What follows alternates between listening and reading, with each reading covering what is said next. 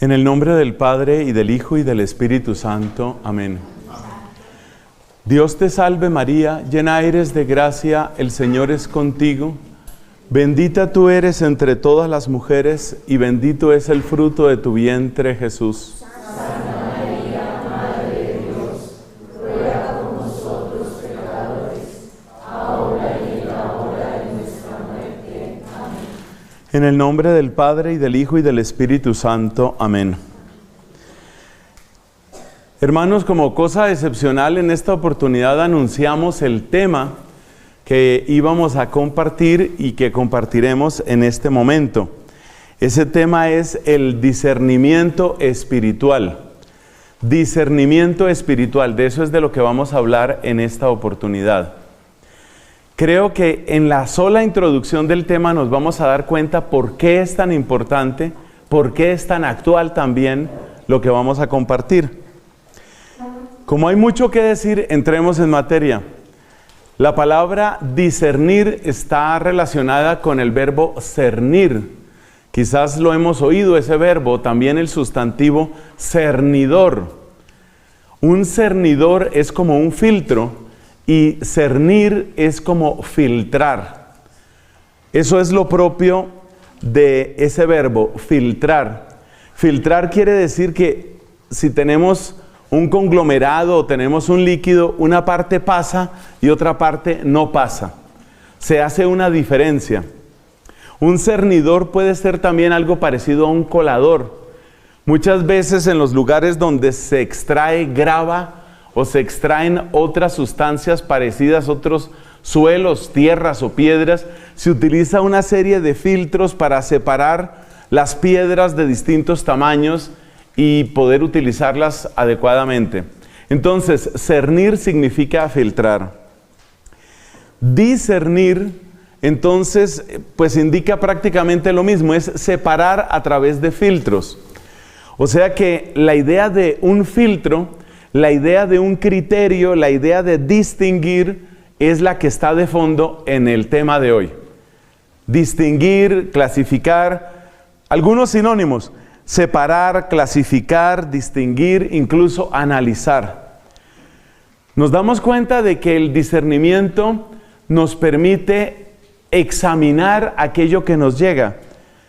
Y ya uno empieza a sentir que es un tema importante, porque evidentemente en el mundo en el que estamos, pues las cosas que nos llegan no son todas buenas. Hay cosas que pueden hacer daño. Fíjese que un buen papá, una buena mamá, como estoy seguro que son ustedes, de inmediato empieza a enseñarle al hijo o a la hija a discernir. Y hoy es muy necesario esto. Discernir, por ejemplo, ¿qué? Discernir las amistades. Discernir, por ejemplo, ¿qué?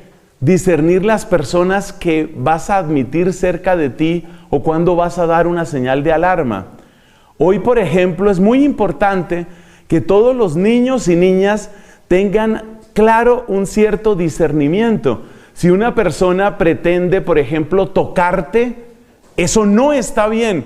Al hablarle de esa manera al niño, le estamos enseñando ¿a qué? A discernir. Le estamos enseñando, mira, no cualquiera puede tocarte. Hay personas como tu papá o tu mamá que cuando te tocan para asearte o para curarte, buscan tu bien, pero tal vez hay otras personas que no quieren tu bien. Entonces tienes que aprender a separar de qué personas te dejas tocar y de qué personas no. Ese es un discernimiento. Y todo papá, toda mamá sabe que eso es necesario. Muchas familias están preocupadas por los materiales que sus hijos están viendo en internet, porque tenemos casos realmente graves de personas que han llegado a situaciones extremas, como esto que se está presentando como una especie de epidemia, ese desafío o esa serie de desafíos que se llama ballena azul. Eso envenena el corazón, especialmente de adolescentes, de jóvenes. Ningún papá quiere que su hija empiece a hacerse cortadas y empiece a planear su suicidio solamente porque algún criminal en otra parte del mundo le lavó el cerebro. Entonces hay que enseñar a los niños, eso no te sirve, por ahí no te metas, ese no es el camino. ¿Qué es eso? Discernimiento. Nos vamos dando cuenta de la importancia que esto tiene. En términos de religión, obviamente sucede lo mismo. No todas las prácticas religiosas son igualmente válidas. No todas las prácticas o no todos los juegos son convenientes. Una persona cercana de mi familia estaba presentando unas perturbaciones mentales y una intranquilidad permanente. Luego vinimos a saber que esta muchacha se había puesto a jugar con unas compañeras en la invocación de espíritus a través de esa tabla que llaman Ouija. Entonces, evidentemente fue una falta de discernimiento. Resulta que ponerse uno a invocar espíritus, ponerse uno en un juego de esos es realmente muy grave. Y uno no puede entrar en esa clase de cosas sin un adecuado discernimiento. Ahí nos vamos dando cuenta de la importancia que tiene este tema. El discernimiento, ¿por qué es importante en resumen? Porque la verdad no es obvia, ni es inmediata. La verdad de las personas, la verdad de las situaciones, la verdad de los gobiernos, la verdad de mis propios deseos no es obvia. La realidad, hermanos, no es transparente. Uno no ve inmediatamente todas las cosas. Uno no se da cuenta inmediatamente de todas las cosas. Por eso puede meterse en unas aventuras que después resultan ser simplemente riesgos inútiles, incluso mortales. Entonces, ¿por qué el discernimiento es necesario? Porque la verdad no es obvia. La verdad muchas veces hay que conquistarla, hay que buscarla. Y esa es precisamente la labor principal del discernimiento. El discernimiento es necesario porque en esta vida existen estas palabras.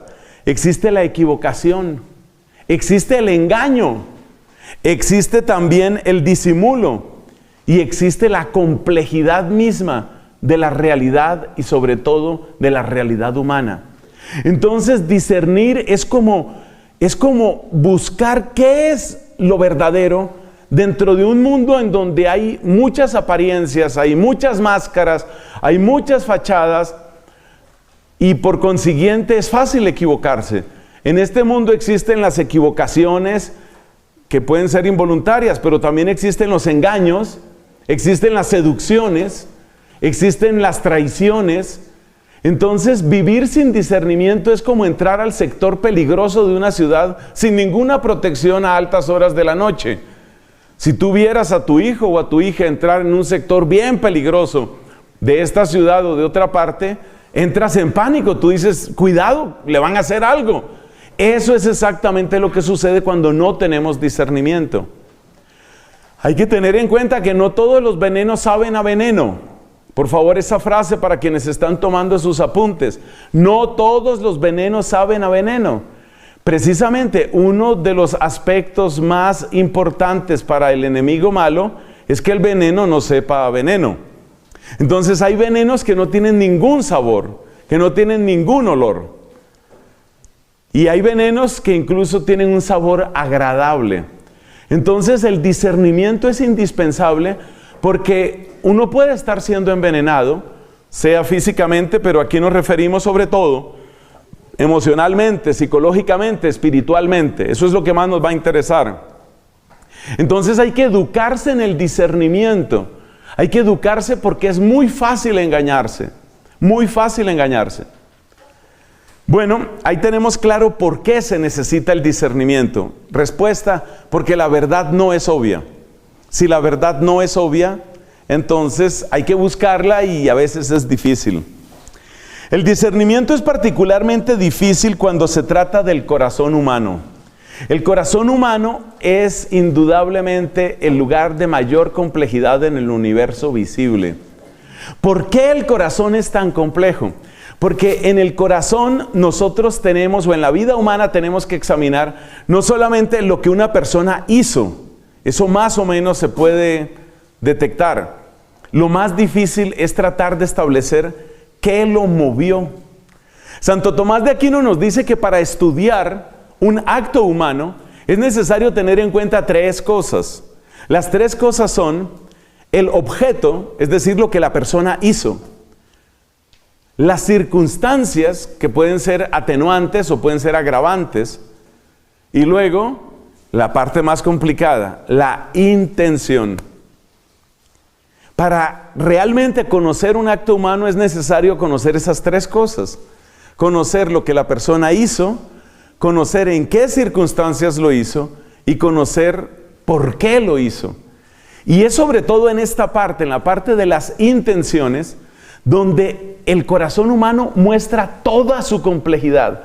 Saber por qué nosotros actuamos es realmente difícil. Es muy difícil saber por qué actuamos. Muchas veces las personas mismas no nos damos cuenta de por qué actuamos. ¿A usted no le ha sucedido que llega alguien nuevo al trabajo, o llega alguien nuevo a su salón de clase, o llega alguien nuevo a su barrio, y usted siente como un fastidio hacia esa persona? Y usted no sabe por qué. Y usted siente fastidio hacia esa persona y no le cae bien, y a veces acierta o a veces se equivoca. Entonces, uno muchas veces no sabe por qué hace las cosas.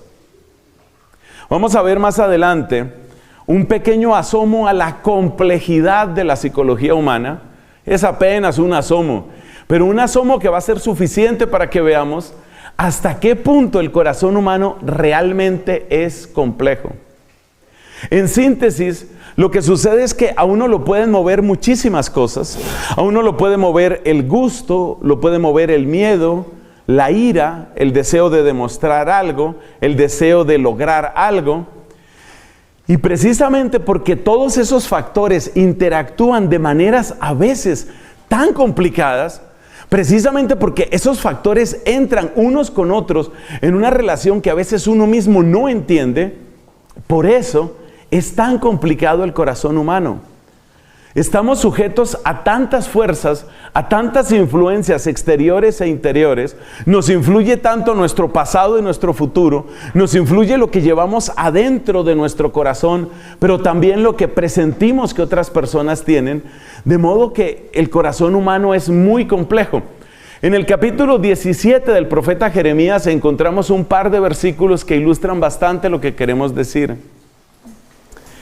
En el versículo 9 del capítulo 17 de Jeremías leemos esta frase: no hay nada más retorcido que el corazón humano.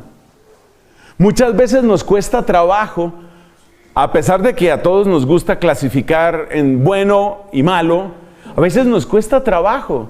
Nos cuesta trabajo cuando pensamos en las personas que tenemos cerca. Nos cuesta trabajo cuando a veces decimos: oye, a ver, ¿cómo funciona esto? ¿Realmente esta persona es buena, es mala? Los que sean amantes de la historia inmediatamente podrán traer a su mente algunas personas que realmente nos dejan con una gran perplejidad.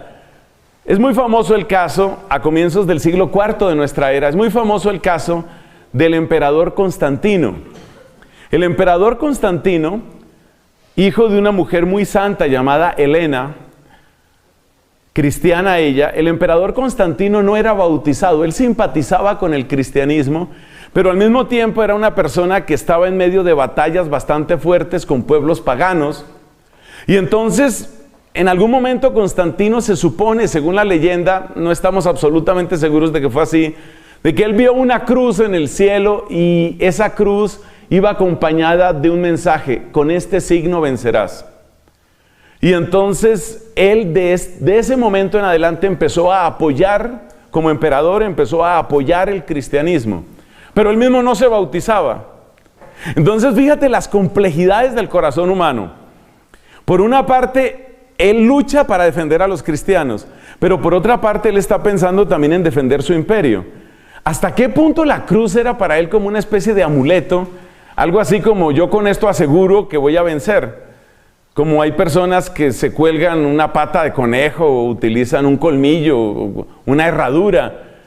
¿Hasta qué punto la cruz era una especie de amuleto para Constantino? Es muy difícil de determinar. Y luego el hecho de que Constantino no quería bautizarse.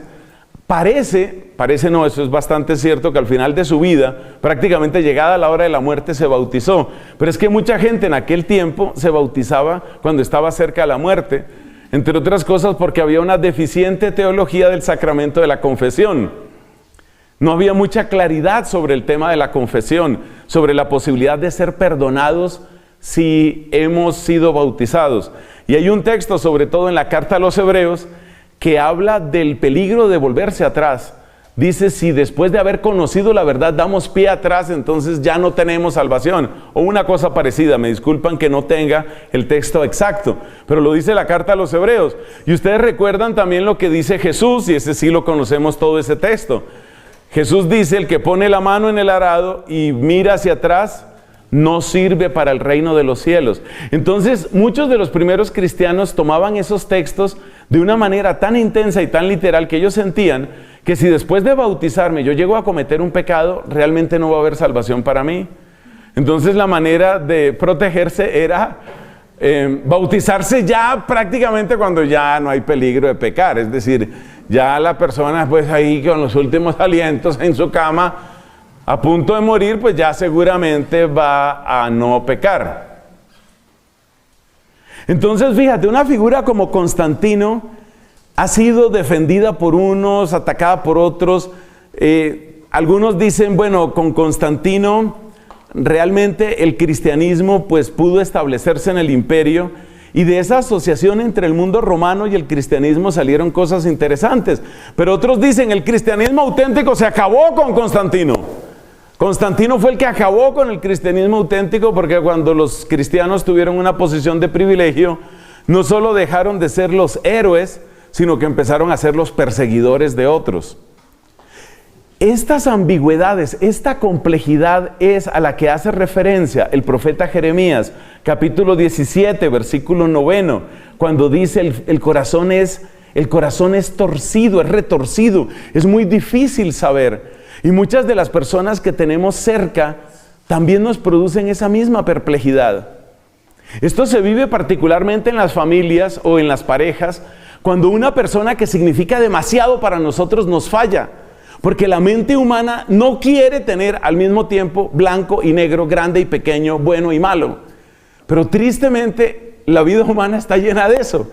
Entonces, pensemos en el caso de una pareja, todo muy bien, todo fantástico, pero de repente, ¿y cómo así? ¿Y este mensaje qué significa? ¿Este WhatsApp qué significa? No, es una yegua, porque yo apuesto en el hipódromo. Días después dice ella, mira, ahí te está llamando tu yegua. Entonces, la gente que se siente traicionada, lo duro de la traición para muchas personas es eso. Es decir, ¿cómo hago yo para meter en mi cabeza que la misma persona que es tierna, que es bondadosa, que es hermosa, que es generosa, que es atenta, es capaz de traicionarme? ¿Cómo así? ¿Cómo así? No puede ser, no puede ser. Uno se revela frente a eso, porque dice Jeremías 17:9, el corazón humano es retorcido y cuesta muchísimo trabajo, pero muchísimo trabajo, porque el corazón humano tiene toda esa complejidad que a veces se va hasta el fondo. Hay personajes que realmente nos dejan en una perplejidad todavía mayor. Uno de los más complejos, por ejemplo, es Judas Iscariote. La manera como Judas se ilusiona con Cristo, se desilusiona de Cristo, admite su culpa, pero luego se desespera. Es decir, es tanta la complejidad que la Iglesia Católica ha renunciado a la posibilidad de pronunciarse sobre qué le sucedió finalmente a Judas. Se salvó con el último aliento, en el último momento de lucidez, alcanzó a clamar misericordia a Dios, y con seguridad que Dios lo escucharía. Pues muchos deseamos que haya sido así, pero realmente nadie lo sabe. Entonces, ¿eso qué indica? Que el corazón humano es particularmente complejo. Pero luego sigue diciendo Jeremías en el mismo capítulo 17, pero el versículo siguiente, Jeremías 17:10, dice, yo, el Señor, penetro el corazón y sondeo las entrañas.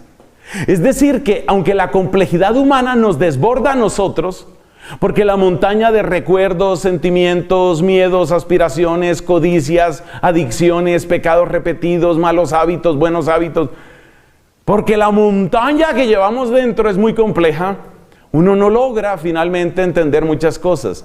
Pero así como afirmamos esto, es indispensable afirmar también que la complejidad del corazón humano no supera a Dios.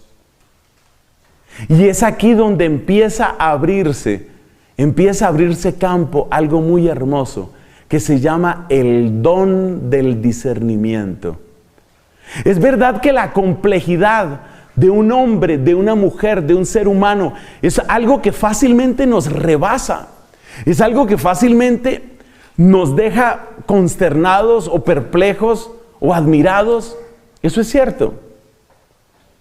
Pero al mismo tiempo, mis hermanos, hay que afirmar, al mismo tiempo, que la complejidad humana no asusta a Dios. Y esto lo ha repetido varias veces el Papa Francisco. Una de las maneras de entender el no juzguen es, o no juzguéis, como a veces se cita, es ten presente que el corazón humano es muy complejo. La realidad humana es muy compleja y hay muchísimas cosas que tú no sabes de esa persona. Solamente Dios solamente tiene todos los elementos de juicio. Nosotros no los tenemos. Entonces, ¿cuál es la manera correcta de entender el no juzgar? La manera correcta de entenderlo parece que es esta. Nosotros podemos hablar de los actos específicos, lo que en el lenguaje de Santo Tomás es el objeto, lo que la persona hizo. Por ejemplo, golpear sin razón a un inocente. Mal, así no es. O sea, yo puedo juzgar de los actos. Juzgar con pretensiones de absoluta certeza de la culpabilidad o mérito de las personas, eso sí es muy difícil, muy difícil.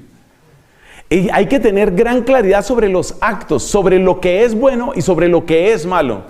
Pero pretender que uno puede determinar los miligramos y microgramos de culpa que una persona tiene es muy difícil. Muy difícil porque yo ignoro demasiadas cosas, demasiadas. Precisamente por esa complejidad de la historia de cada persona, por esa complejidad del corazón humano, yo no puedo llegar a dar ese pronunciamiento. Esta es una manera de entender eso del no juzgar. Por favor, el Salmo 139 es muy importante, porque Jeremías 17, versículo 10 dice, yo el Señor penetro el corazón, sondeo las entrañas. Pero Apocalipsis 3 dice que Dios está a la puerta llamando. O sea, Él en principio no es un abusador, no es un invasor. Él en general no tiene ese estilo. En general Él prefiere tocar a la puerta y esperar a que le abramos. Y esta es la grandeza del Salmo 139, para que lo apuntes. Es ese salmo que dice, examíname, Señor. Bueno, propiamente lo que dice es, Señor, tú me sondeas y me conoces. Me conoces cuando me siento, me levanto. De lejos penetras mis pensamientos. Entonces ese salmo es muy importante, porque es el salmo con el que tú le abres voluntariamente, amorosamente, le abres tu corazón al Señor para que sea Él el que entre y te pueda conocer y te ayude a conocerte. Te ayude a conocerte. Esto es lo grandioso. Es muy importante ese salmo y es muy importante esa oración, porque en la medida en que nos vamos conociendo podemos hacer un mejor discernimiento. Sigamos avanzando. Entonces, ¿qué llevamos? Que el discernimiento es muy importante, que el discernimiento es difícil porque la verdad no es obvia, que la parte más difícil del discernimiento es entrar en el corazón humano, que precisamente porque es difícil entrar en el corazón humano, pues nosotros somos invitados a no juzgar, por lo menos a reconocer que no lo sabemos todo. No juzgar no significa que no nos demos cuenta de lo que está bien y lo que está mal. Eso hay que saberlo. Esa es la parte de los actos. Pero con respecto a las personas hay que tener extrema prudencia. Según eso, Es importante recordar que este Dios que penetra el corazón y que sondea las entrañas y que particularmente puede iluminar tu vida, si tú se lo permites, si tú le das ese permiso, este Dios bendito, este Dios nos dice el libro del profeta Amós en el capítulo 3, versículo 7. Este Dios comunica sus secretos a los profetas. Lo que dice Amós capítulo 3 es: nada hace el Señor sin revelar sus secretos a sus profetas. Es decir, que en la Biblia lo típico, lo propio del profeta, no es que sea tanto un adivinador del futuro, no es eso lo que destaca la Biblia. Lo que destaca la Biblia es que el profeta es el amigo de Dios. Es el amigo que precisamente por su proximidad con Dios va empezando a participar en alguna medida de la mirada de Dios. Dios es el único que penetra el corazón, pero los profetas, en la medida en que se asocian a esa mirada de Dios, porque se han asociado a Dios, llegan a reconocer algo del corazón humano. Y por aquí damos otro paso para entender qué significa discernimiento espiritual, el don de discernimiento. Es maravilloso este don, es maravilloso porque no es una manera de violentar a la otra persona, más bien es una manera de servir a la otra persona. Tengan en cuenta, por favor, tengan en cuenta que todo lo que Dios muestra, lo muestra para nuestro bien, y el sello de la obra de Dios siempre va en el camino de la humildad y en el camino de la paz. Fíjate cómo Cristo le hace ver, por ejemplo, a esa mujer adúltera, le hace ver lo grave que ha hecho, pero al mismo tiempo, como dice San Pablo, donde abundó el pecado, sobreabundó la gracia. El lenguaje terrorífico que a veces gusta a algunos predicadores, incluyendo a algunos sacerdotes, es el lenguaje que lleva a la gente pues prácticamente a la histeria. Por ahí no es, ese no es el modo de Dios.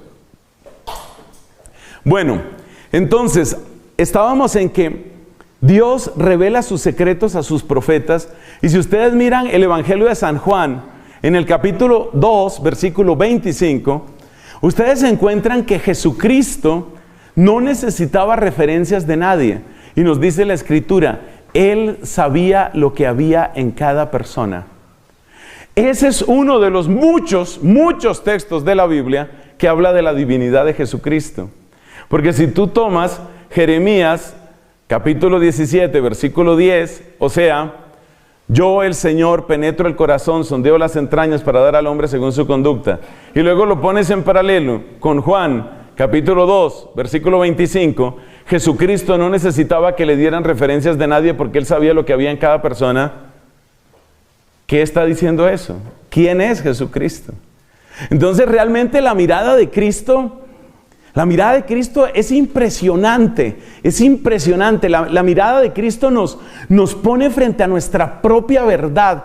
Y esta es una de muchísimas virtualidades que tiene el acercarse en la oración, especialmente en el Santísimo Sacramento. Porque cuando vamos al Santísimo Sacramento, cuando vamos al Sagrario, sobre todo si vamos acompañados de oraciones como la que yo dije: Señor, tú me sondeas y me conoces. Tú me conoces cuando me siento o me levanto, de lejos penetras mis pensamientos. No ha llegado la palabra a mi boca y ya tú, Señor, la sabes toda. Todo ese texto de ese salmo. No ha llegado la palabra a mi boca y ya, Señor, tú lo sabes todo. Cuando en lo oculto se iban tejiendo, cuando me iba tejiendo en las entrañas de mi madre, ahí estabas tú. ¿A dónde iré lejos de ti?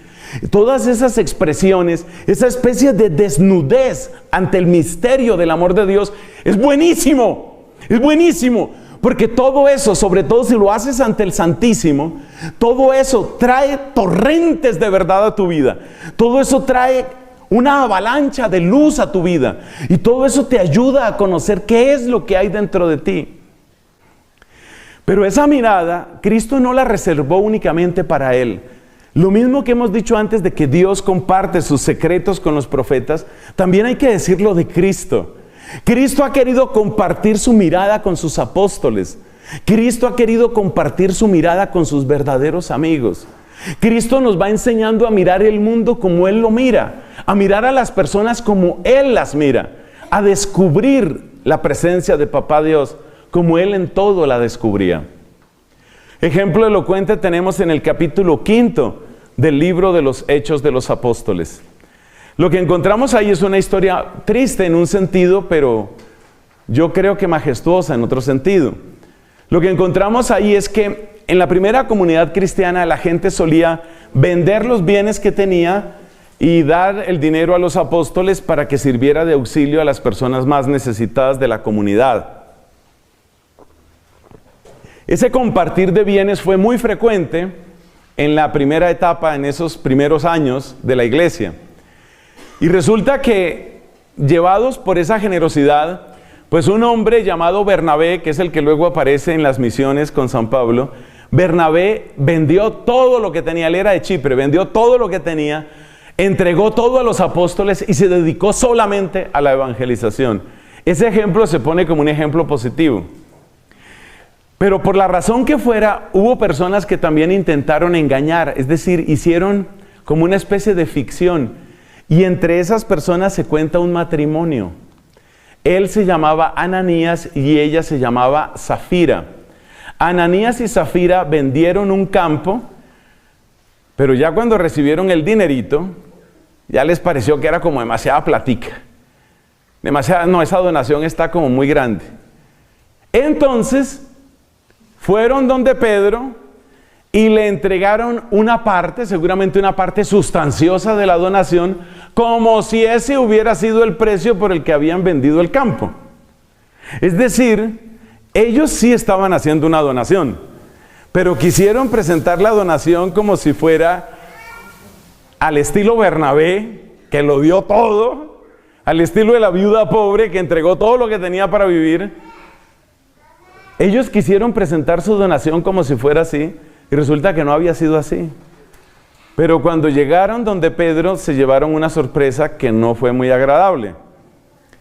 Porque resulta que Pedro, con ese don precioso, con esa mirada que le da Cristo, Pedro le dice a Ananías: oye, ¿es verdad que vendiste el campo? Sí. ¿Y lo vendiste por este dinero? Y Ananías mira a Pedro y le dice: sí. Y Pedro le responde: ¿y por qué te pusiste de acuerdo con tu esposa para tratar de engañar al Espíritu Santo? Es decir, Pedro se dio cuenta de algo que no era obvio. Eso le causó un impacto tan grande que se produjo, según los recuentos médicos, infarto al miocardio y murió Ananías. Y se llevaron el cuerpo y después llegó la esposa y la esposa no sabía lo que había pasado porque no estaba en WhatsApp. Llegó la esposa y entonces Pedro le vuelve a preguntar a Zafira: ¿y vendieron el campo? Sí. ¿Y por esto? Sí, sí, sí. Y Pedro le dice: ¿por qué mienten? Entonces Dios es evidente que sí da esa clase de sabiduría. Bueno, esa historia es terrible porque al final murieron Ananías y Zafira. Eso impacta mucho, pero no es el único caso en el que la gente muere al encontrarse con una verdad. No es el único caso. Entonces, enfrentar la verdad humana, enfrentar nuestra verdad es muy duro, muy duro. Eso fue lo que le pasó a Ananías y Zafira. Pero el tema nuestro central aquí es que Dios, si uno le pide discernimiento, Dios le da discernimiento. Y es muy importante que los papás, que las mamás, que los misioneros, que los catequistas, que los que trabajan en medios de comunicación, que nosotros los sacerdotes, clamemos al Señor que nos dé discernimiento. Es muy importante porque los papás no se están dando cuenta de lo que les están haciendo a los hijos. Esto es muy grave. Los profesores no se dan cuenta de lo que está pasando con los alumnos. Los sacerdotes no se dan cuenta de lo que está pasando con los fieles. Por eso dice también el profeta Amós, mi pueblo perece por falta de conocimiento. Por eso, porque estamos como enceguecidos, porque no le ponemos cuidado a esto. Entonces hay que clamar este don de discernimiento. ¿Qué es lo que realmente está pasando con mi hijo, con mi hija? ¿Qué está pasando? Eso hay que pedírselo a Dios. El apóstol Santiago dice en su carta, si alguno está falto de sabiduría, yo creo que eso nos cobija a varios aquí, que la pida a Dios, que da sin echar en cara. Es bueno pedirle a Dios eso. ¿Qué está pasando aquí? Y por favor, cuando no entiendas a la otra persona, cuando no entiendas lo que está sucediendo con tu hija, o con tu papá, o con tu mamá, cuando no entiendas, no dejes las cosas únicamente en la escala humana. Clama al Señor y dile, dame discernimiento. Porque hay algo, hay piezas que faltan en este rompecabezas. ¿Qué le están haciendo a mi hija? ¿Qué le están haciendo a mi hijo? ¿Qué está pasando en esta parroquia? ¿Qué está pasando en esta comunidad? Ese tipo de cosas, hermanos, tenemos que estar muy atentos y tenemos que estar muy despiertos para que el lobo no pueda sorprendernos. Tenemos que estar en oración permanente. Nos dice el evangelista San Lucas, oren continuamente para resistir todo lo que va a venir. Y lo que a mí me da dolor es que hay muchos sacerdotes que no están llamando, no están congregando a la gente para que ore y ore y ore sin cesar. Y los tiempos en los que estamos es necesario orar así. Para escoger tus amistades es necesario que tú ores así. Esa oración, ora para escoger tus amistades. Esta amiga tan simpática, tan querida, pero un momento, ¿pero qué tiene? ¿Pero qué es lo que pretende? ¿Qué clase de vida lleva? ¿A dónde me quiere conducir? Estas páginas que estoy viendo en internet, este grupo en el que yo me metí, estos compañeros de la universidad, ¿qué está pasando con esto? Hay que orar, hay que pedir al Señor ese discernimiento y el Señor lo da. El discernimiento no es solamente para ver lo malo. Los ejemplos que he dado son bastante dramáticos en eso. Pero el discernimiento también es para ver lo bueno. Date cuenta, Hechos de los Apóstoles capítulo 3. Subían Pedro y Juan al templo. ¿Y qué fue lo que sucedió? Lo que sucedió fue que estaba un paralítico ahí pidiendo limosna. Y el paralítico les pidió a ellos. Y Pedro se le quedó mirando, dice, se le quedó mirando. Vio algo, vio la oportunidad. La oportunidad está en los ojos de las personas si sabemos verlos. Jesucristo dice en el capítulo 4 de San Juan, dice, levantad la mirada, ved que los campos están maduros para la siega. ¿Y dónde se ve la madurez para la siega? Se ven los ojos de las personas. O sea que el discernimiento también es para ver, este es el momento para hablarle a esta fulana. Este es el momento para que se levante este paralítico. Este es el momento. El discernimiento te hace ver cuál es el momento. Y eso es indispensable para vencer a tus enemigos. Porque tenemos enemigos, hermanos. Todos tenemos enemigos. Nosotros no vivimos en un mundo de fantasía y algodón rosado. Vivimos en un mundo donde hay enemigos. Por muchas razones, porque nos detestan, porque nos tienen envidia, porque quieren explotarnos, por cuestiones raciales, por cuestiones de género, por lo que sea. Tenemos enemigos, tenemos gente que nos detesta. Alguna vez les compartí a los hermanos de la comunidad, les compartí lo que a mí me sucede en YouTube. Prácticamente todos los días yo recibo maldiciones en YouTube, a mí me maldicen todos los días. Eso es parte de la vida mía y en otras redes sociales me pasan cosas semejantes. Entonces es necesario entender el momento en el que estamos viviendo y es necesario discernir lo que está pasando. Veo a mucha gente muy dormida, pero muy dormida, incluyendo muchas obras católicas. Pasemos a la última parte de nuestra predicación. ¿Cuál es la pregunta básica cuando hacemos un discernimiento? ¿Cuál es la pregunta básica? La pregunta básica es solamente una. ¿Esto de dónde viene? ¿Cuál es el origen de esto? La pregunta por el origen es indispensable cuando se trata de discernimiento. Porque eso determina muchas cosas. Eso determina muchas cosas. Este pensamiento que yo tengo, ¿de dónde viene? Esta alegría que yo tengo, ¿de dónde viene? Esta amistad, ¿de dónde viene? ¿Qué es lo que realmente quiere esa persona o el que me propone este negocio. Es que esto vale para todo. Por favor, nadie piense que estamos hablando aquí únicamente de religión. Esto vale para todo. Mire, si uno hace más oración, uno se salva de muchas quiebras. Yo he conocido matrimonios que no se hubieran destruido. He conocido personas que no hubieran despedazado su vida afectiva. He conocido empresas que no hubieran fracasado. He conocido negocios que no se hubieran dañado si la gente hubiera hecho más esto. Pero ¿qué pasa?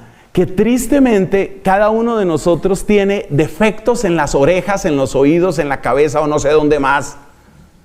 Y los defectos que tenemos hacen que las personas nos endulcen el oído. Y hay gente que es experta en analizarlo a uno.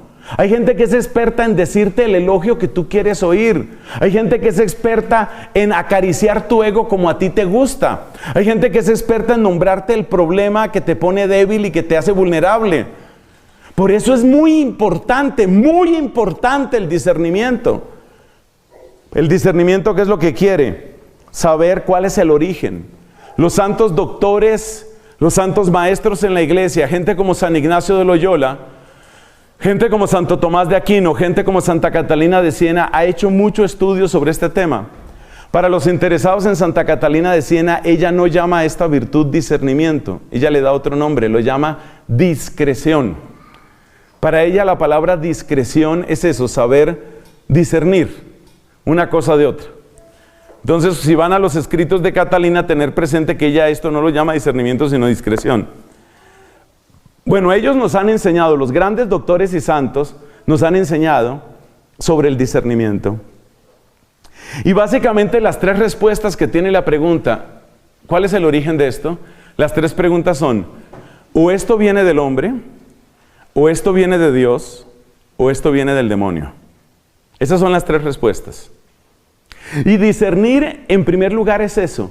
Es tratar de aclarar si esto que estoy sintiendo, viviendo, temiendo, buscando, en lo que me regocijo, esto viene de Dios, o esto viene del enemigo, o tal vez esto viene simplemente de la naturaleza humana. Hay que tener en cuenta que cuando hablamos de la naturaleza humana, estamos hablando de una realidad bastante compleja. Mira lo que incluye la naturaleza humana. Condicionamientos, atención para sus apuntes, mire, condicionamientos genéticos. Los genes afectan en esto. Condicionamientos fisiológicos, donde entran temas neuronales, temas hormonales, ahí entran una gran cantidad de temas. El temperamento que cada uno de nosotros tiene, eso también influye. La historia personal influye muchísimo. ¿Tu historia cuál ha sido? ¿Ha sido una historia de humillaciones? ¿Ha sido una historia de soledad? ¿Ha sido una historia de descalificación? ¿Ha sido una historia de burlas? ¿Ha sido una historia de apoyo, cariño y respeto? ¿Ha sido una historia de idolatría? Resulta que tú eras el único en la casa y resulta que tú eras el que gobernaba todo en la casa. Desde los 4 años de edad tú determinabas cuándo son las vacaciones, qué se come en esta casa, cuándo se enciende el televisor, cuándo se va la gente a dormir. A los 4 años dominabas a tu papá y a tu mamá. Claro, súmale otros 20, cuando tiene 24 quiere hacer lo mismo con todo el mundo. Y cuando llega a ser el jefe de la empresa quiere hacer lo mismo con todo el mundo. Entonces la historia personal es muy importante. En la historia personal está seguramente el origen de muchos de tus miedos, de muchos de tus gustos, de muchas de tus adicciones, de muchos de tus buenos hábitos y malos hábitos. Y todos esos son condicionamientos humanos. Ahí entran también las influencias culturales, influencias académicas o literarias, las cosas que lees, las películas que ves, las historias que te cuentan. ¿Se han dado cuenta ustedes, por ejemplo, que en los colegios, particularmente en los colegios de niñas, las cosas suceden por epidemias? Entonces llega una niña y tiene un ataque de histeria un día y nadie la puede controlar y tienen que llevarla a la enfermería y dura 3 horas en la enfermería. Al otro día hay 3 niñas que tienen ataque de histeria, al otro día hay 15 niñas que tienen ataque de histeria, al otro día la rectora tiene ataque de histeria. Entonces, son cosas que se van volviendo, ¿qué? Epidemia. Y es por eso. Entonces, por ejemplo, los temas de fantasmas se vuelven epidemia en un momento dado. Las enfermedades se vuelven también así. Entonces llega un momento, para mí eso es muy asombroso. Yo trato de tener una mente científica porque me encanta la ciencia, pero para mí es muy asombroso eso, ver que de acuerdo con todos los estudios médicos que yo he podido conocer, más de 230 artículos afirman que la hipoglicemia no es contagiosa. Sin embargo, la gente se contagia de hipoglicemia. Para mí esto es muy misterioso, cómo la gente, parece que es algo como sugestión. Ustedes se cuenta que cuando una persona empieza con un tema de hipoglicemia, muy pronto en su entorno surge otra persona con hipoglicemia. Sin embargo, aquí hemos logrado controlar, en este colegio nadie ha podido entrar con hipoglicemia. Sigamos. Entonces, todos esos contagios, todas esas modas, todas esas influencias culturales, todo eso está dentro de uno. Las películas que la gente ve, los sustos que tiene, las historias que le cuentan, la manera como lo dormían. ¿Cuál era el método preferido para dormirte? ¿Un garrotazo? ¿Una dosis de monóxido de carbono controlada? O sea, ¿cómo te dormían? ¿Una amenaza? Eso tiene mucho que ver. O sea, la historia de uno es la historia de uno. Entonces la naturaleza humana es muy compleja. Por eso necesitamos muchas veces del auxilio de Dios para saber qué es lo que está marcando tanto a una persona. Porque la mayor parte de nosotros al final de la historia resultamos marcados por una de las siguientes palabras: por una codicia, por un gusto, por un miedo, por el deseo de probarle algo a alguien, por el deseo de libertad, por el deseo de felicidad. Esas 6 o 7 palabras marcan prácticamente todas las vidas. Entonces, ¿cuál es la palabra que tiene más fuerza en ti? Yo he conocido personas que llevan años haciendo una cantidad de esfuerzo para demostrarle al papá: yo sí puedo. Con el problema de que el papá ya se murió hace 30 años, pero le siguen demostrando al recuerdo del papá: yo sí puedo. Demostrándole a la mamá que yo sí puedo. Yo conocí el caso de un muchacho que se ordenó sacerdote solamente para demostrar que sí era capaz de ordenarse sacerdote. Mire ese desastre. Entonces uno hace cosas por demostrar a otras personas. Uno hace cosas por puro miedo. Uno hace cosas por pura ambición. Hay personas a las que les mueve la ambición. Hay personas a las que les mueve un sentido gregario. Entonces ahora en mi colegio todas las niñas son bisexuales. Yo también soy bisexual. Yo creo que todas somos bisexuales. Todas bisexuales. Yo reconozco que hay personas que pueden tener cuestionamientos serios de género. Estoy de acuerdo con eso. Entiendo que hay personas que pueden tener una especie de disforia, como llaman ahora, disforia de género. Es decir, la persona por dentro se siente de una manera, pero su cuerpo tiene otra presentación. Eso puede suceder. Pero es que lo que estamos presenciando ahora no es eso. Lo que estamos presenciando ahora es un espíritu gregario. De repente todo el mundo se volvió bisexual, todo el mundo. Eso tiene uno que ser suficientemente crítico.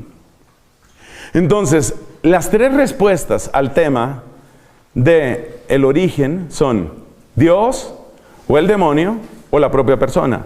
Pero atención, que en el tema de la propia persona puede entrar toda esta lista tan larga que he dicho, y la lista todavía no es completa. Pueden entrar muchísimas cosas, muchas cosas. Y por eso hay que recordar lo que hemos dicho en otras oportunidades. También al médico lo hizo Dios. Por eso hay algunas circunstancias en que una buena ayuda psicológica hace bien, porque ayuda a despejar el terreno y ayuda a mostrar qué es lo que está sucediendo en la persona. Bueno, eso en cuanto a la persona humana, o sea, en cuanto al origen humano. ¿Qué podemos decir con respecto al origen diabólico, el origen demoníaco, que es algo en lo que hay mucha preocupación para muchas personas ahora? ¿Qué es lo que hay que decir? Lo primero que quiero decir es esto: sin un adecuado conocimiento de uno mismo, la tendencia es atribuir las cosas rápidamente o a Dios o al diablo. Y resulta que, como bien enseña Santo Tomás de Aquino y otros santos doctores, la manera ordinaria de obrar de Dios es a través de causas segundas. ¿Qué quiere decir a través de causas segundas? Que sí, es verdad que Dios puede darnos inspiraciones directas, eso es verdad que Dios puede darnos palabras de conocimiento, sí, dones de profecía, sí, don de lenguas y don de interpretarlas, sí, creemos en los dones, sí, claro que sí, todo eso es cierto. Pero el modo ordinario de obrar Dios es a través de causas segundas. ¿Causas segundas qué es? Tu inteligencia y tu voluntad. Y tu inteligencia y tu voluntad, y tu inteligencia y tu voluntad, y tu inteligencia y tu voluntad. El modo ordinario de obrar Dios es a través de la inteligencia y la voluntad de cada uno de nosotros, sabiendo que esa inteligencia y esa voluntad están sometidas a una complejidad inmensa, que es a la que hemos hecho referencia con esa lista larga, que incluye miedos, resentimientos, heridas, recuerdos, vacíos, etcétera. Entonces aquí es donde yo le veo la importancia a la Santa Doctora de Siena. Por eso y por muchas razones más la quiero tanto. Porque ella dice, el comienzo de la vida espiritual está en el conocimiento de sí mismo. Y la persona que no se conoce rápidamente le atribuye al demonio cualquier cosa. La persona que no se conoce rápidamente dice, esto es de Dios por cualquier cosa. Mire, yo conocí el caso de un muchacho que estaba andando un poco en malos pasos. Malos pasos quiere decir que se la pasaba oyendo música metálica, consumía algunas cosas, nunca supe exactamente qué, ni me dio a probar, ni yo hubiera recibido. Este hombre, un día iba caminando por la calle, por una calle larga, altas horas de la madrugada, y de repente la luz del alumbrado público, la luz del poste, cuando él pasó delante del poste, se apagó. No era hora para que quitaran la luz, o sea, no había llegado la madrugada, era plena noche, pero este iba caminando y se apagó esa luz. Siguió caminando. Cuando llegó al otro poste, se apagó. Van dos. Tercer poste, se apagó. El hecho es que de ahí en adelante lo llamaron el apagapostes. No, el hecho es que esa vez a este señor se le apagaron como 4 luces, pero así. Entonces él concluyó una cosa: yo estoy en poder de las tinieblas. El demonio ya se adueñó de mí. Esa fue la conclusión a la que él llegó. Eso es por toda esa puerca música que estoy oyendo. Digamos que lo bueno que eso tuvo fue que el tipo se volvió más crítico con respecto a la música que estaba oyendo. Esa parte es buena. Pero uno se da cuenta que ese nivel de discernimiento, o sea, da risa, da llanto, da pesar, da ternura. Entonces date cuenta, cuando uno no se conoce, uno rápidamente está atribuyendo cosas así, son cosas del demonio. Esto tiene que ser del demonio. Eso no crean ustedes que le sucede únicamente a algunas personas que uno podría llamar ignorantes. Yo conocí un sacerdote que detectaba el ataque del enemigo por un cierto temblor. Si me tiembla la mano derecha, puede ser de Dios. Si me tiembla la izquierda, es del enemigo. Yo no sé si es que tenía principios de Parkinson o qué, pero era un sacerdote de la Iglesia Católica y él utilizaba como criterio de discernimiento qué le temblaba primero.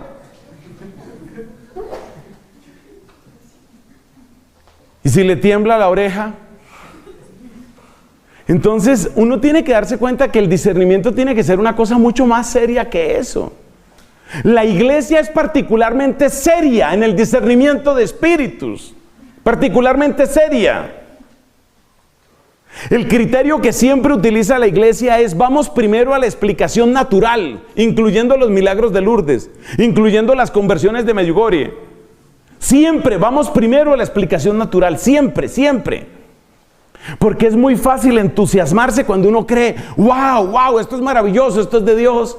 O es muy fácil obsesionarse uno y llenarse de pánico y decir: no, realmente el demonio está atacando por todas partes. Es muy fácil caer en un extremo o caer en el otro extremo, muy fácil. Entonces, el primer criterio que utiliza la iglesia en este tema es: busquemos primero la explicación natural. Y solamente cuando toda posibilidad de explicación natural, ¿tomaron nota de la palabra toda? Toda posibilidad de explicación natural desaparece, se puede considerar que hay, por ejemplo, una posesión. Esto es muy delicado. ¿Cuál es el interés que yo tengo en este tema? Mire, no se trata de que yo sea incrédulo. Por favor, nadie me juzgue así, porque no es cierto.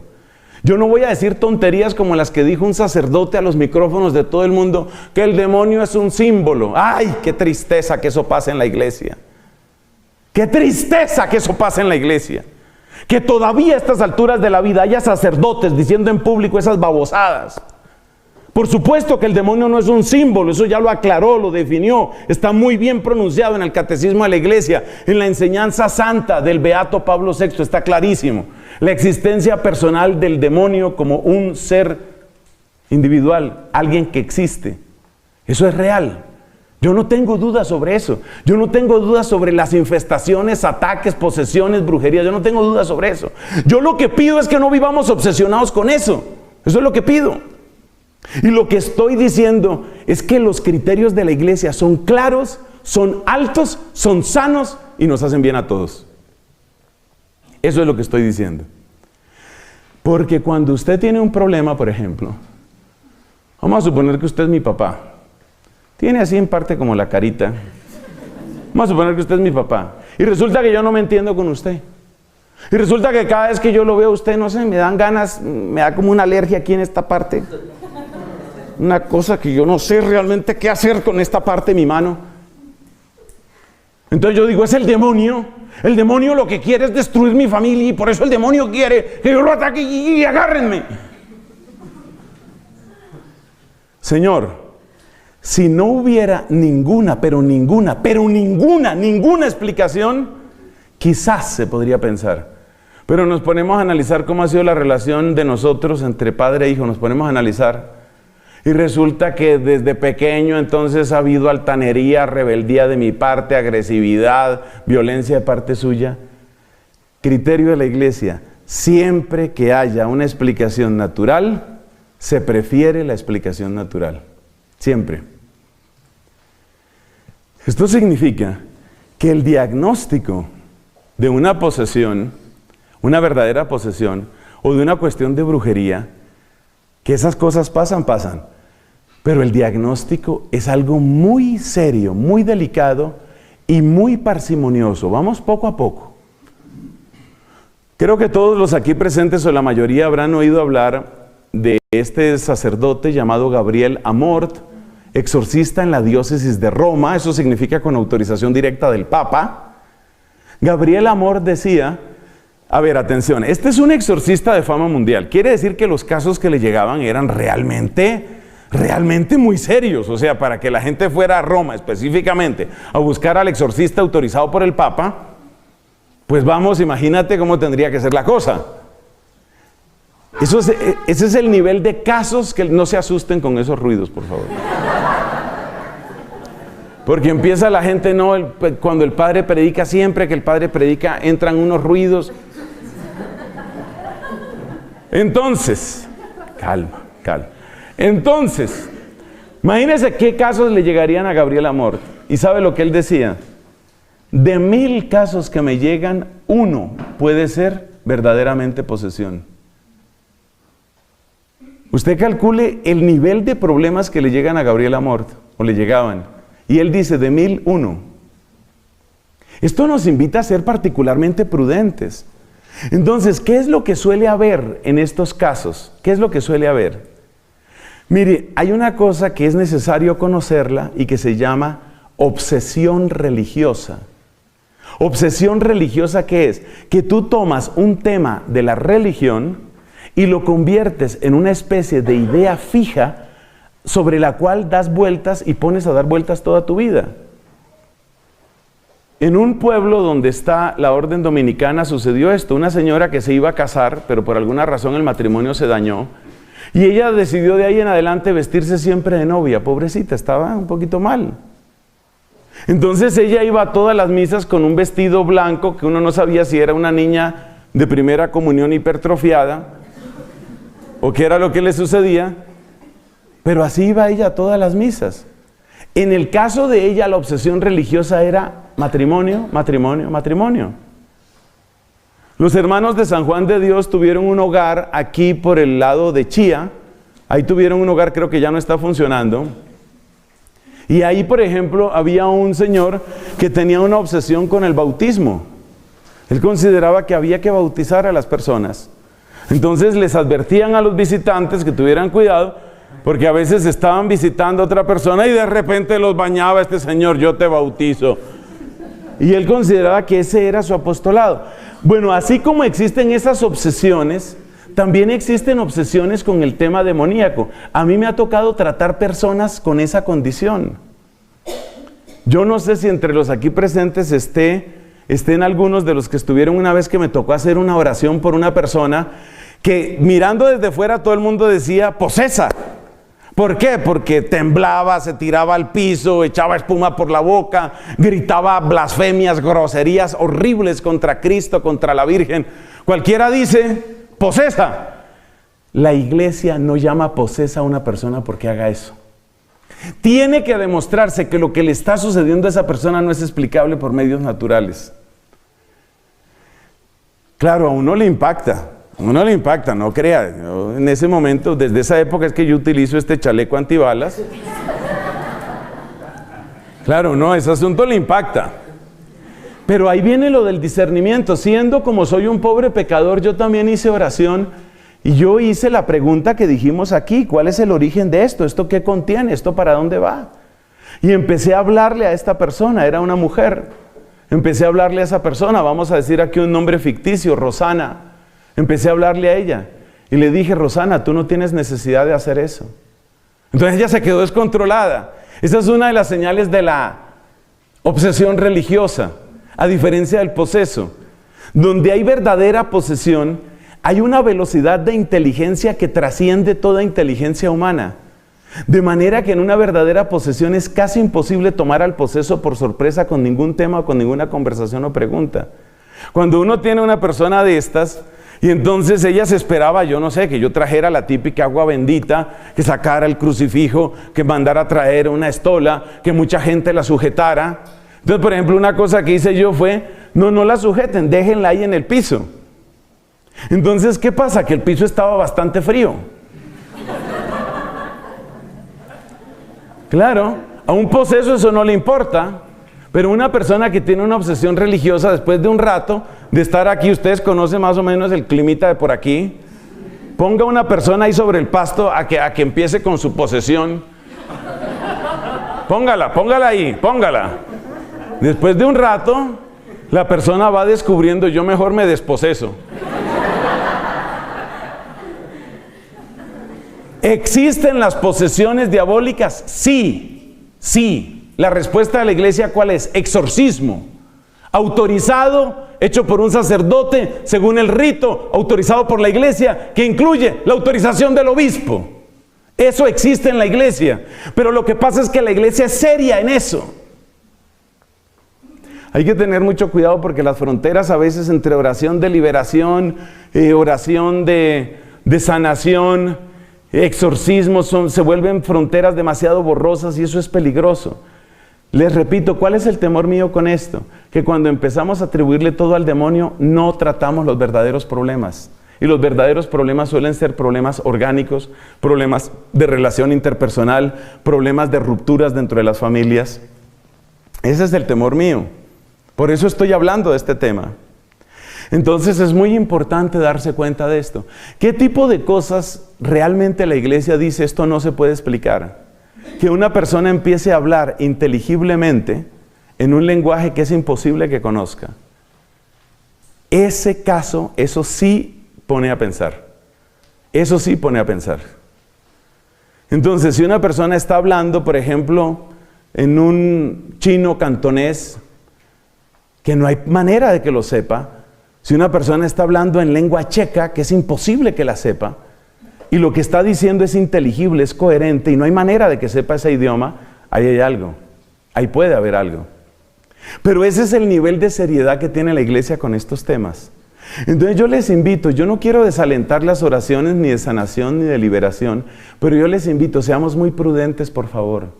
Y no vayamos atribuyendo rápidamente al demonio todo, porque fácilmente utilizamos el tema del demonio como una capa que no deja ver los verdaderos problemas de inmadurez, de vicio, de mala relación interpersonal, etc. ¿Y cómo discierne la iglesia el caso opuesto? Que algo realmente viene de Dios. ¿Cómo lo discierne? Bueno, hay criterios. Aquí hay una pequeña lista. Esto que tengo aquí se va a publicar. Hay una pequeña lista. Por ejemplo, que una persona recibe mensajes de la Virgen o de San Miguel o que tuvo unas revelaciones. ¿Qué es lo primero que mira la iglesia? ¿Lo que ha dicho esa persona concuerda con la fe de la iglesia? Si una persona dice, tuve una manifestación maravillosa y en esa manifestación Jesús me decía que durante los próximos 100 años no volverá a estar en ninguna hostia. Ya de inmediato uno dice, no, ya ahí no está, ya ahí no está. Eso no es. Entonces el primer criterio, fíjate que la iglesia en el fondo no es racionalista, pero sí es muy racional. Vamos a estudiar lo que la persona dice. Vamos a estudiarlo. Segundo, la persona tiene espíritu de obediencia. El supuesto visionario, el que tiene los mensajes, el supuesto profeta, porque no necesariamente tiene que ser tan sobrenatural la cosa. El supuesto profeta, el supuesto visionario, ¿tiene obediencia? ¿Tiene paz? ¿Tiene paz? ¿Es una persona con la que se puede hablar? ¿O es una persona que está, como dicen en inglés, restless, incapaz de descansar, como con un desasosiego, como con una ansiedad? La ansiedad es pésima seña. ¿Tiene paz la persona? ¿Es obediente la persona? Hay un caso muy bonito en Bolivia de un hombre joven que parece que tiene un carisma de sanación bellísimo. Y este hombre joven, pues empezó a congregar mucha gente de los carismáticos, y el obispo le dijo, yo quiero hablar con usted, a ver cómo es el asunto suyo y qué es lo que pasa aquí. Y el obispo le dijo, es de los pocos casos en donde yo he visto una obediencia que un obispo le pone a una persona laica. Le dijo, usted suspende eso, hasta nueva orden. Y el hombre que tenía la popularidad del mundo, porque si hay algo que da popularidad es la sanación, la predicación no tanto, pero la sanación es seria. Oiga, y el hombre paró en seco. El obispo me dijo, yo paro. Y duró meses sin ninguna de esas reuniones. Y luego fue el mismo obispo el que le dijo, siga por favor, cuando vaya a ir a otras partes, comuníqueme porque usted necesita un permiso especial mío para salir a predicar a otra parte. Ese es un caso muy bonito de obediencia. Eso habla muy bien de esta persona. Un gran carisma de sanación. Entonces la obediencia, la paz, la estabilidad emocional, la alegría. Por favor, tengan ustedes una sana distancia con esas personas que todo el día y toda la noche denuncian. Acuérdense que los profetas denuncian, pero los profetas también anuncian. Tiene que haber esperanza, por Dios, tiene que haber alegría también. Esos profetas que están todo el día denunciando, todo es amargo, todo está mal, y no se pierdan porque mañana les contaré cómo va a acabar todo esto. Y resulta que eso también produce adicción, la gente también se vuelve la gente se vuelve adicta a los padres. Gracias a Dios eso no me pasa a mí, pero la gente se vuelve adicta a los padres. Entonces el padrecito y el padrecito y el padrecito, y cuanto más tremendista y cuanto más apocalíptico y cuanto más denuncia, entonces más pegados al padre. Cuidado con eso, eso causa adicción. ¿Sabe qué? ¿Cuál es el atractivo que tiene ese tipo de personalidad? Causa una sensación de seguridad y causa una sensación de que estoy entrando en el secreto de la verdad. Entonces hay que tener mucho cuidado con eso. Esos profetas que todo es desastre, todo está mal, todo se va a acabar, todo va a explotar. Hay que tener cuidado con eso. El mensaje de Dios siempre tiene, es que incluso Jeremías, el famoso Jeremías que tiene tanta tristeza, oiga, pero qué belleza, lean el final del profeta Jeremías, esas expresiones de esperanza, de dulzura, de ternura, lo que Dios va a hacer con su pueblo. Entonces, estas son las señales que mira la iglesia en un supuesto profeta. Tercero, hay frutos de conversión, la gente se convierte. los mismos visionarios, los mismos predicadores o profetas se convierten, qué vida de conversión están llevando. Eso es importante. Si hay o no hay conversión. Cuarto, criterio del desinterés. ¿Qué beneficio está sacando esta persona de sus visiones, de sus mensajes? Ese es un criterio muy importante, donde se ve que asoma el negocio, donde se ve que asoman, y a veces son negocios, a veces son cosas mucho más turbias. Dentro de la Iglesia Católica es relativamente escaso, pero en sectas protestantes se han presentado casos de personas de estas que tienen una enorme popularidad y una fuerza carismática inmensa y unos desórdenes sexuales brutales.